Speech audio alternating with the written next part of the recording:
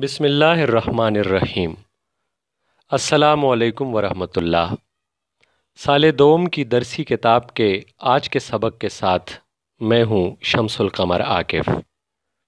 عزیز طلباء، نوجوان کسی بھی قوم کا حقیقی سرمایہ ہوتے ہیں۔ مستقبل کی باغ ڈور، آنے والے کل کی تمام ذمہ داریاں، والدین اور بزرگوں کے سارے خواب، ان کی تمام تر امیدیں نوجوان نسل سے ہی وابستہ ہوتی ہیں۔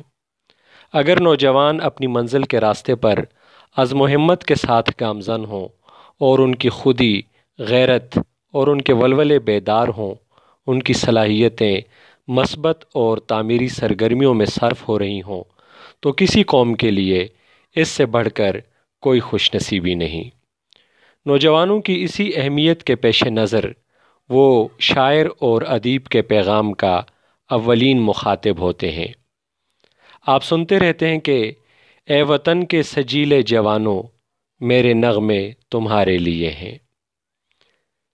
ہمارے قومی شاعر علامہ اقبال سمیت تمام شعراء نے، بالخصوص انقلابی شعراء نے، نوجوانوں کا جوش و جذبہ بیدار کرنے اور انہیں زندگی کے مختلف شعبوں میں کارہائے نمایاں انجام دینے کے لیے نظمیں کہیں۔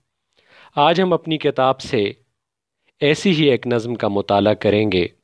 اس ولولہ انگیز اور مترنم نظم کا عنوان ہے نوجوان سے خطاب۔ اس کے شاعر لکھنؤ سے تعلق رکھنے والے اسرار الحق مجاز ہیں، جو رومانی اور انقلابی نظمیں کہنے کے لیے بہت شہرت رکھتے ہیں۔ اسرار الحق ان کا نام تھا اور مجاز تخلص کرتے تھے۔ عزیز طلبہ، لفظ مجاز کے معنی آپ سال اول میں جان چکے ہیں۔ مجاز کے معنی ہے غیر حقیقی۔ یہ لفظ حقیقت کا متضاد ہے۔ آپ استعارہ کی تعریف میں جان چکے ہیں کہ استعارہ میں لفظ اپنے مجازی یعنی غیر حقیقی معنوں میں استعمال ہوتا ہے۔ بہرحال اسرار الحق مجاز نے کالج اور یونیورسٹی کی تعلیم کے زمانے ہی میں شہرت حاصل کی۔ اس وقت کی مشہور تحریک ترقی پسند تحریک سے آپ وابستہ ہوئے۔ مجاز اس دور کے اہم نظم نگار تھے۔ ان کی نظمیں موسیقی اور غنائیت اور سرمستی و تاثیر سے بھرپور ہیں۔ درسی کتاب میں شامل ان کی نظم نوجوان سے خطاب بلند آہنگ اور انقلابی لہجے کی نظم ہے۔ نظم کا بنیادی خیال یہ ہے کہ جوانی ایک نعمت ہے۔ نوجوانوں کو چاہیے کہ وہ حرکت و عمل کے لیے ہر وقت آمادہ اور تیار رہیں، ظلم اور ناانصافی کے خلاف اٹھ کھڑے ہوں اور اپنی پوری توانائیاں صرف کر کے انقلاب برپا کر دیں۔ ایسا انقلاب جو دنیا سے ظلم، جہالت، عدم مساوات اور نفرتوں کا خاتمہ کرے اور دنیا جنت کا نمونہ بن جائے۔ مجاز کی اس نظم سے علامہ اقبال کی وہ نظم یاد آتی ہے جس کا عنوان ہے جاوید کے نام۔ اس نظم میں اقبال نسل نو سے مخاطب ہو کر کہتے ہیں، دیار عشق میں اپنا مقام پیدا کر، نیا زمانہ نئے صبح و شام پیدا کر۔ عزیز طلباء، آپ سال اول میں علامہ اقبال ہی کی ایک نظم خطاب بجوانان اسلام بھی پڑھ چکے ہیں، جس میں قوم کے فرزندوں سے مخاطب ہو کر اقبال نے کہا تھا، کبھی یہ نوجواں مسلم تدبر بھی کیا تو نے، وہ کیا گردوں تھا تو جس کا ہے ایک ٹوٹا ہوا تارا۔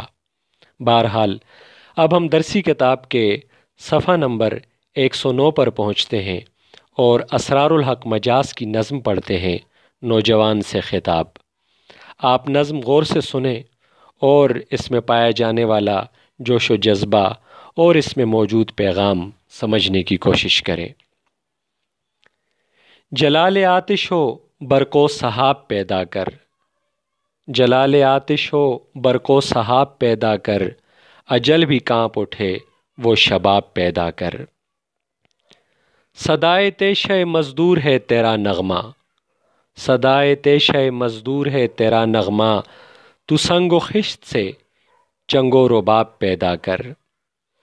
تیرے قدم پہ نظر آئے محفل انجم، تیرے قدم پہ نظر آئے محفل انجم، وہ بانک پن وہ اچھوتا شباب پیدا کر۔ تیرا شباب امانت ہے ساری دنیا کی، تیرا شباب امانت ہے ساری دنیا کی، تو خارزار جہاں میں گلاب پیدا کر۔ سکون خواب ہے بے دست و پا ضعیفی کا، سکون خواب ہے بے دست و پا ضعیفی کا، تو اضطراب ہے خود اضطراب پیدا کر، تو اضطراب ہے خود اضطراب پیدا کر۔ بہے زمیں پہ جو تیرا لہو تو غم مت کر، بہے زمیں پہ جو تیرا لہو تو غم مت کر، اسی زمیں سے مہکتے گلاب پیدا کر۔ اسرار الحق مجاز لکھنوی کی یہ نظم ان کے مجموعے آہنگ سے لی گئی ہے۔ عزیز طلباء، مجاز نے یہ نظم 20ویں صدی کے نصف میں 5ویں عشرے میں کہی تھی۔ یہ ایک ایسا دور تھا جب ہندوستان پر غلامی کے بادل چھائے ہوئے تھے اور انقلاب کی حرکت و عمل کی بیداری کی صدائیں بلند ہو رہی تھیں۔ اس نظم میں ان کے مخاطب نوجوان نسل کے نمائندہ وہ بچے ہیں جو اگر حرکت و عمل اور کوشش و کاوش کی طرف متوجہ ہو جائیں تو ان کی رہبری میں کامیابی کی منزلیں بہت آسانی سے حاصل کی جا سکتی ہیں۔ مجاز کی نظم ان کے اپنے دور کے جوانوں کے لیے بھی تھی اور آج کے زمانے کے نوجوانوں کے لیے بھی یہ نظم اپنی جگہ مفید ہے۔ آج ایک ایسے دور میں جب ہمارے زیادہ تر نوجوان اپنے مقصد سے دور ہیں، علم و عمل سے بیگانہ ہیں اور دن رات کھیل تماشوں میں مصروف رہ کر اپنا اور اپنے قوم کا نقصان کر رہے ہیں، ایسے میں اسرار الحق مجاز کی نظم آج بھی ہمارے لیے مشعل راہ ہے۔ عزیز طلبہ، آپ نظم کے دو اشعار پیش نظر رکھیں۔ ہم نظم کے اشعار کی تشریح کے اصولوں کے مطابق دو اشعار کی تشریح ایک ساتھ کرتے ہیں۔ پہلے 2 اشعار میں پائے جانے والے مشکل الفاظ کی طرف متوجہ ہوں۔ جلال شان و شوکت روب داب، آتش آگ، برق بجلی۔ سحاب کے معنی ہیں بادل، اجل کہتے ہیں موت کو۔ لفظ شباب مشہور لفظ ہے جوانی۔ تیشہ پتھر توڑنے اور لکڑی چھیلنے کا ایک اوزار۔ صدائے تیشہ مزدور، مزدور کے تیشہ چلانے کی آواز۔ مراد ہے مزدوری اور محنت کرنا، یعنی حرکت و عمل۔ سنگ و خشت پتھر اور اینٹ۔ چنگ و رباب یہ 2 ساز ہیں، چنگ اور رباب۔ رباب کو کہیں کہیں رباب بھی پڑھا جاتا ہے، ستار کی قسم کے ساز ہیں۔ مجاز ان اشعار میں نوجوان نسل کو آمادہ انقلاب کرنے کے لیے ان سے مخاطب ہیں۔ وہ انہیں پیغام دیتے ہیں کہ نوجوان ذہنی صلاحیتوں اور اپنی چھپی ہوئی قوتوں کو بروئے کار لاتے ہوئے اور اپنے لہو کی حرارت میں جلتے ہوئے حرکت و عمل کی طرف متوجہ ہوں۔ نوجوانوں میں بجلی اور بادل کی طرح قوت پائی جاتی ہے۔ اگر وہ ان قوتوں سے کام لینا شروع کر دیں تو ان کی زبردست شخصیت سے موت بھی کانپ اٹھے گی، موت بھی ان کے راستے کی رکاوٹ نہیں بن سکے گی۔ نوجوانوں کو موسیقی سے شغف ہوتا ہے، لیکن قوموں کی تاریخ میں شمشیر و سنا کو طاؤس و رباب پر، چنگ و رباب پر فوقیت حاصل ہے، کیونکہ طاؤس اور رباب یا ساز اور سازینے وہ زوال کی ابتدا ثابت ہونے والی چیزیں ہیں۔ تو شاعر نوجوانوں کو محنت اور حرکت کی طرف آمادہ کرنے کے لیے کہتے ہیں کہ مزدور کا تیشہ چلانے کی جو آواز ہوتی ہے وہ نوجوانوں کا من پسند نغمہ ہونا چاہیے۔ کیا اچھا ہوگا کہ وہ راحت کی بجائے حرکت کو اور محنت کو اپنا شعار بنا لیں۔ اسی لیے شاعر نے مزدور کے تیشے کی آواز کو اپنا پسندیدہ نغمہ قرار دیا۔ ہم شعر نمبر 3 اور 4 کی طرف بڑھتے ہیں۔ یہاں کچھ مشکل الفاظ کی طرف آپ دھیان دیں، ان کے معنی اپنے پاس نوٹ کر لیں۔ محفل انجم، ستاروں کی محفل، یعنی آسمان پر ستاروں کا وجود۔ بانک پن، وزاداری، خوبصورتی، سجاوٹ، دلیری، بہادری۔ اچھوتا، نرالا، انوکھا۔ خارزار، کانٹوں بھرا میدان، کانٹوں کا جنگل۔ خارزار جہاں، دنیا جو کسی خارزار سے کم نہیں۔ ان اشعار میں نوجوان سے مخاطب ہو کر شاعر کہتے ہیں کہ وہ اپنے اندر ایک ایسی طاقت، سرکشی اور بغاوت کی ایک لے تیز کریں، ادھر ادھر کے کھیل تماشوں میں الجھنے کی بجائے اپنے سامنے کوئی عظیم مقصد رکھیں، اور اس طرح وہ اپنی جوانی کو مثال بنا سکتے ہیں۔ یہ وہی اقبال کی بات ہے کہ محبت مجھے ان جوانوں سے ہے، ستاروں پہ جو ڈالتے ہیں کمند۔ مجاز کہتے ہیں کہ اے نوجوان، تیری جوانی تمام دنیا کی امانت ہے۔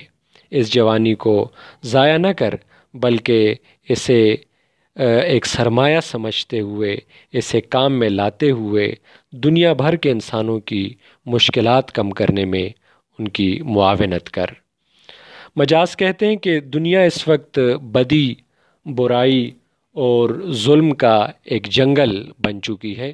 ایسے میں تو ظلم کو، ناانصافی کو، جہالت کو ختم کرتے ہوئے دنیا کو گلابوں کا میدان اور ایک باغ اور جنت کی مثال بنانے کی کوشش کر۔